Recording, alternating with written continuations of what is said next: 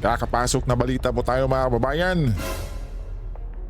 Nag-trending sa mundo ng social media itong ginawang pamimigay ng pera ni Congressman Migs Villafuerte sa isang lola na epektado ng baha nang dahil sa bagyong Christine mga kababayan. Ito, panoorin natin ang kabuuang video mga kababayan na tilay sobrang saya ni Lola. Ito.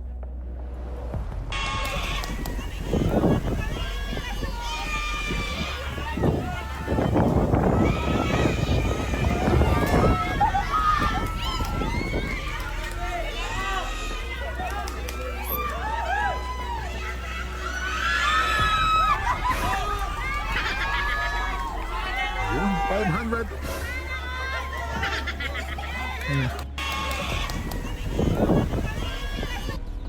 Grabe. Tila kinikilig si Lola mga kababayan, no? Kinikilig ba si Lola kay Kong or sa 500 pesos mga kababayan? At eto naman ang caption niyan sa kanyang FB page mga kababayan. Kahit konti lang ang dala ko dyan, pero mula sa puso yan Lola. Pagkatapos nitong lahat, papaayos ko bubong nyo. Promise. Naku po mga kababayan, sa tingin nyo, tama lang ho ba ang ginawa ni Kong Villafuerte? Agad naman ito mga kababayan, umane ng samut-saring reaksyon. Ito, sabi dito, taking advantage of the situation para iangat ang sarili sa tao. Sa kalagayan nila, of course, they would be happy to receive 500 pesos. But to think of it, mas malaki pa yung benefits na nakuha niya sa tulong na ibinigay. Instead of money, why not relief goods yung ibibigay? Naku po mga mabayan. At eto pa, salamat po sa napakagwapo at mapagmahal na congressman ng Kamsur, Kong Migs Villafuerte. Wala pong maliit o malaki na tulong. Pare-parehas lang po yan, kaya sobrang salamat po. And God bless. At eto pa po mga kababayan ang karagdagang balita sa araw na ito. Dating Vice President Leni Robredo mga kababayan, di na nakatiis at lumusong na rin sa baha. Personal na tumulong sa mga kababayan niyang nasalanta ng bagyong Christine. At ayon kay Banat Bayan mga kababayan, ang kapal daw po ng muka ng party list na ito. Dahil makikita mo naman sa picture mga kababayan na inalagay pa yung kanilang tarpaulin mga kababayan sa backhoe mga kababayan upang maghukay, di ba? Tapos yung tarpaulin nasa likod mga kababayan. Nako po, kaya agad naman itong pinuna ni Mr. Banat Bay. At yung Office of the Vice President ay wala pa ding tigil sa pagtulong mga kababayan sa mga nasalanta ng bagyo. At ito pa po mga kababayan, nag-trending ito online itong post ni Atty. Harry Roque na Bicol Stay Strong. 9.4 billion po ang flood control projects sa inyo noong 2023. At eto pa po mga kababayan, pakinggan natin si Madam Maharlika na anya kalamidad ang magpapatalsik sa pulboronik na administrasyon mga kababayan. Naku po, ito pakinggan natin si Madam Maharlika mga kababayan. So ngayon, mga kababayan, sabi ko nga, buong Pilipinas na yung nangyayari. So buong Pilipinas na, casualties, halos kayong lahat dahil dito sa pagbaha at paghagupit ng kalamidad na kung saan sana ito ay mapipigilan kung ang gobyerno ninyo, ang presidente ninyo ay marunong mamuno. Which is sabi nga ni Inday Sara, Vice President Sara Duterte, hindi marunong maging presidente o hindi marunong mamuno o hindi fit ang inyong presidente kasi nga naman addictus, benedictus at bangag. Sa gantong mga krisis, mga palangga, mga kalamidad nga, 'di ba? Sabi ko sa inyo kagabi, pinaghahandaan ito. Hindi ka pwede, may napanood ako bago ako mag-vlog na video during Pangulong Duterte na nilecturean niya si Leni Robredo na kapag may kaguluhan, may kalamidad, giyera, kung ano man, hindi ka dapat magpe-prepare ng during the calamity or during the kaguluhan. It's the same thing na sinabi natin kahapon sa inyo na ang mga kalamidad, yung mga ganitong klaseng hindi kayang kontrolin, okay, na mga kalamidad like bagyo, pero pwedeng paghandaan at para maibsan yung paghihirap ng mga Pilipino o ng mga tao ay kayang-kayang gawin ng gobyerno. But dahil nga po bangag ang inyong presidente, dito ninyo makikita na sabi nga ng karamihan ay na-fact check ang inyong presidenteng bangag, and also dahil wala nang ang check and balance sa ating gobyerno, wala na yung media dahil ang media ay karamihan sa kanila ay bayad na. Ang media dapat ay mag-highlight o magbabalita sa tunay na nangyayari sa Pilipinas. Yung sabi ko nga, ulit-ulitin natin, yung sangkot ang mafiyang Marcos Jr. at ang kanyang mga bangag na kasama sa smuggling, sa pulburon. Diba? Kagabi inulat natin at nakita nyo naman, nasa media na rin yan, na nahuli, may mga nahuli na nag-aadictus benedictus, sumisinghot, nagtutulak ng asin o isang klaseng, di ba yung pulburon, yung favorite ni Bangag, yung asin o yung shab-shab na tinitira within the Malacanang complex.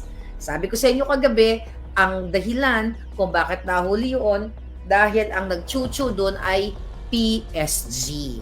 Imagine ninyo, nasa complex ng tahanan ng mga bangag, okay, ng presidente nyo, what do you expect? Bangag ang presidente, so rampant ang pagtira ng mga ipinagbabawal na pulburon o shab-shab ika nga. So ngayon, dito talagang nachi-check and balance o na-fact check ang inyong bangag na presidente, ang kanyang mga alipores, ang kanyang mga gabinete na alam naman na after magpa-picture-picture ng bangag na kunyari bisi-bisihan at hindi na natin kayang kontrolin, itong gantong mga klaseng kalamidad at di ba, magkukuha tayo ng mga pump boats dyan sa Mindanao, mga ganyan. Alam naman ng kanyang mga alipores na after that dramatization 101 ay sisinghot na si Bangag. Dahil nauutal at hindi niya alam kung paano mag-solve ng problema. Kaya itong kalamidad na ito ay hudyat para i-highlight sa inyo mga kababayan na isang palpak, failure, kung ayaw nyo ng failure, palpak, bugok, bangag, ano pa ba? 'Di ba? Ang inyong gobyerno. Ano ba ibig sabihin nito? Hindi lang ito palanggana biktima kayo ng baha. Biktima kayo ng bagyo. Ito'y nagpapakita kung gaano katalamak ang korupsyon sa bayan ninyo. Now ngayon, halos buong Luzon, Visayas, Mindanao na. Dahil tinignan natin, ayan, Batangas, Rizal, Isabela, Marikina, at kung saan-saan pang bahagi ng Pilipinas. Ito'y pagpapakita. Pinagigising kayo mga palangga. Ginigising kayong lahat. Imagine mo, lumubog ng mga sasakyan ninyo. Napag-usapan na natin yung mga memories nyo sa buhay ninyo. Yung mga damit nyo, yung mga sinuot nyo sa kasal, na ipapamana nyo pa sana sa inyong mga kaapu-apuhan o sa inyong anak, nalubog na lahat. Baka nawala pa yung inyong mga konting yaman na tinatago-tago, yung mga konting pera nyo dyan na itago-tago, baka nabasa pa ng baha. Ulitin natin, sa ganitong klaseng dilubyo, sa ganitong klaseng chaos o kaguluhan ay ipinapakita ng presidente o namumuno kung gaano siya kabangag or failure sa kanyang trabaho. Kaya true enough, dahil sinabi nga ni Inday Sara na hanggang number 2 lang, walang number 1. Kasi nga, weak ang inyong presidenteng bangag na uutal at hindi alam ang manage ng ganitong klaseng disaster. Dahil nakita nyo naman nung in-interview siya di ba? Doon pa lang siya magpaplano. Walang first aid man lang. diyan sa Bicol, and now sa Batangas. And when I say walang mga first responder right there and then. Dapat nga not only 2 to 3 days, like 5 days or a week before, dahil sabi ko nga, at alam niyo naman yan, kaya tayo may pag-asa dahil napipredict po ang mga kalamidad o ang bagyo o mga disaster, even earthquakes na napipredict yan. Kaya nga, di ba, meron tinatawag na ilikas muna kayo sa ganito, sa matas na lugar, di ba? At dapat the moment na inililikas ang ating mga kababayan, like days before, ay supplied na yan ng gobyerno ng pagkain. Sinusuplayan na yan mga kababayan ng kanilang mga kapangailangan, tubig, first aid, gamot. Dapat may doctors, nurses na dyan eh. May ambulansya na naka-ready. Pero dito sa ngayon, wala pong ganun. Sabi nga, ni isang bangka, walang bangka doon nung kasagsagan. Kaya nga nanawagan si Robredo, pero si Robredo hindi walang pag-aalsa na katulad dati ng panahon ni Pangulong Duterte. Kahit walang kakwenta-kwenta nasaan ang Pangulo, may mga pa-hashtag sila. Pero ngayon wala silang hashtag. Kahit bangag na yung Pangulo nila, kahit na fact check na, nakita na mahina, hindi lang ang jutak ni bangag, kundi wala talaga siyang pagmamahal sa taong bayan, wala siyang pagmamahal sa inyo lahat, dahil pinababayaan niya kayong maging or malubog sa baha. Pinuntahan ko ang kanilang website ng Presidential Communications. Ang pinapakita doon, puro kadyutahan na kunyari nagpe-prepare sila, nagpapakita sila ng mga boxes ng, ano tawag dito? Pagkato yung mga ito, ano yan? So ngayon, okay. So mo ngayon dun. Baka ano yan, importante. Anyway, mga palangga, dun sa malayo. Ngayon, ito'y pinapakita na sa publiko na kailangan nyo nang magsalita. Kailangan nyo nang pumunta sa kalsada para singilin ang mga jutang ginimis na ito. Singilin ang mga may quarry business. Dahil according kanina, bigyan mo yung phone ko after. So, kanina, may nag-message sa akin na itong si Saldico ay may quarrying business sa Bicol. So, ano yung quarrying business na yan? Nagpuputol, emergency, di naman. Okay? So, nagpuputol ng tawag dyan, ng mga punong kahoy. Teka, tignan natin to. Okay. Sabi dito, alright. Sabi pa ka sa akin, Miss Maharlika, I confirm, meron pong quarry business si Saldico. He also owns SunWest Corporation, Misibis Bay Resort, Embarcadero Mall, etc. etc. So actually narinig ko na yan dati. Ito pa sabi, ito galing kay Cathy to, comment dun sa sa kanyang post. Sabi dito ni Patrick Pexon, Miss Cathy, ang alam ko ay SunWest Construction Corporation at yung High Tone Corp at ginamit nila sa quarry operations. At pati ang Mayon Volcano ay sinira na nila. Hindi na nila inisip ang kaligtasan ng mga Albayanos. Ngayon, ang kapatid ni Saldi ay tatakbong Vice Governor ng Albay. At isa pa, may nalaman din ang grupo namin na ang BIR sa Legazpi yata ay kumuha ng 2 rooms sa Embarcadero de Legazpi at doon daw itatago ng ang mga audit reports ng COA. Dapat yan maimbestigahan to confirm. From Patrick Drake M. Pexon. Ayan po. So, walang investigasyon. Dahil nasabi nga ni Inday, ang budget, ang may hawak lang yung jutang ginimis na Tambalusdos at ang kanyang sidekick na si Saldico. At now ngayon, ang Albay ay lubog kayo ngayon. So may quarrying business. So dapat tama yung mga nagko-comment na iimbestigahan ito. Inubos na siguro ang kahoy dyan, kaya kayo binabaha. Again, ito ay magre-reflect sa bangag na gobyernong ito. At kaya kayo lalo na kayo sa Albay, lalo ngayon sa Batangas, lalo na kayo na biktima ng baha, dapat mag-demand kayo ng accountability. Yung sinasabi nga ng Maisog, transparency. Diba? So dapat Wala nang accountability itong mga to at walang transparency dahil they are very transparent kung paano nila ubusin ang kaba ng bayan.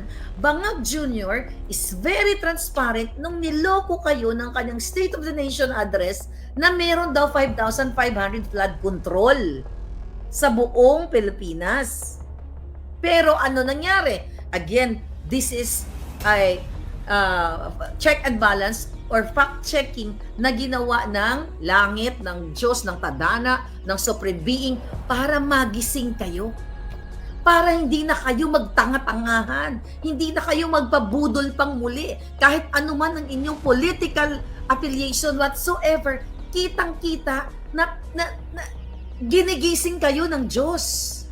Kailangan pahagupitin kayo, kailangan may mamatay, kailangan malubog kayo sa baha para kayo ay kumilos. Kayo po ang naging collateral sa pagnanakaw nila. Hindi lang basta-basta collateral, ang mga buhay ninyo nasira. Ang pinaghirapan ninyo kung kayo nag-abroad, kung kayo nagtatrabaho for 30 years, retired na kayo dahil hinagupit ng baha, dahil nasira yung mga refrigerator, washing machine, television, dahil lagpas tao eh. Sa atin sa Pilipinas, kailan ka makakabili ng bagong telebisyon? Kapag nagka-bonus ka sa Pasko. Or nanalo ka sa, sa parapol kapag Christmas party. Tapos bigla na lamang mawala dahil sa kadyutahan ng gobyernong ito, dahil pinabayaan nila, dahil wala silang wala silang plano sa inyo kung paano kayo iligtas. Kitang-kita nyo naman sa bunganga ni Bangag nung nagsalita siya. Di ba? Na wala talaga tayong paghahanda. Dahil kung meron, number one, kung walang quarrying, illegal quarrying dyan sa iba't ibang mga lugar, at kung ang mga pera, yung pondo para sa infrastructures, bridges, roads, mga pader, o kung ano-ano pa man, para protektahan ang ating mga mamamayan at hindi basta-basta matitibag dahil ito ay pulido. Ang pagkagawa, sabi ko kagabi, I think sinabi ko, instead na semento yung pangpa-band, pagdikit dyan sa mga infrastruktura na yan, baka gawgaw o arena ang pinangdikit nila para itayo yung mga building na yan kung meron man o yung mga kalsada. Kaya itong itong trahedya na inyong nararanasan ngayon mga kababayan, ito ay signal na sa inyo, signos na kung paano kayo sumigaw sa kalsada na ibalik ang pera ninyong taxpayers, kung paano nyo isabuhay ang tunay na pagmamahal, hindi lang sa bayan, kundi sa inyong pamilya. Pero kung talagang gusto nyo, every time na lang kapag tag-ulan, ay bahain kayo at kontento kayo sa bangag na presidente, bangag na mga kongresista, bangag na mga cabinet secretaries, bangag na mga senador, at ngayon i-elect nyo pa yung mga putang ina niya sa 2025. Kung ayaw nyong ipakita na hindi na kayo masaya, hindi na kayo satisfied sa ginagawa sa inyo dahil sa itsura o sa kondisyon ng inyong pamumuhay. Imagine niyo may nakita ako, yung tatay, bibit yung baby, nasa taas na sila ng bubong. Sabi ko nga, kung matino ang presidente ninyo, hindi nyo ito nararanasan. Hindi pa ba harap-harapan, kahirapan.